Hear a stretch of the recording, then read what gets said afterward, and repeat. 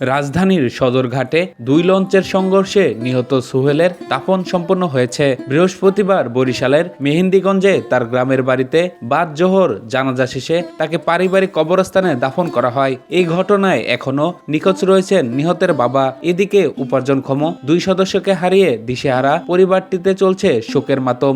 নিখোঁজ মিরাজ ফকিরের স্ত্রী জানান, গতকাল তার সঙ্গে স্বামী মিরাজ ফকিরের কথা হয়েছে। তখন তিনি জানালেন বাড়িতে এসে ঈদের বাজার করবেন, কিন্তু সেই বাজার আর করা হলো না। তিনি আরো জানান, তাদের দুটি ব্যাংক থেকে ঋণ রয়েছে। এই ঋণের বোঝা কিভাবে সামাল দেবে, এই পরিবার এখন কিভাবে চলবে, এটাই এখন সবচেয়ে বড় প্রশ্ন। নিহত সোহেলের দাদা আব্দুল মতিন ফকির বয়সের ভারে নুয়ে পড়েছেন। এই বয়সে একদিকে ছেলের নিখোঁজ সংবাদ আর নাতির মৃত্যুতে কাতর। এছাড়া এতিম নাতনিদের ভবিষ্যৎ নিয়ে দুশ্চিন্তায় পড়েছেন। এলাকাবাসী জানায়, তাদের গ্রামে এর আগে একই পরিবারের এতজন সদস্য এমন দুর্ঘটনার শিকার হয়নি। তারা শোকে বিমর্ষ হয়ে পড়েছে। আগামীকাল ঈদে যেখানে আনন্দ উদযাপনের কথা, সেখানে এখন শোকের মাতম চলছে। তারা বলেন, সরকার যেন এই পরিবারটির দিকে বিশেষ খেয়াল রাখে। বিশেষ করে নৌ পরিবহন প্রতিমন্ত্রী মোহাম্মদ রাজীব আহসান যেহেতু একই এলাকায়, তার কাছ থেকে সহযোগিতা আশা করেন।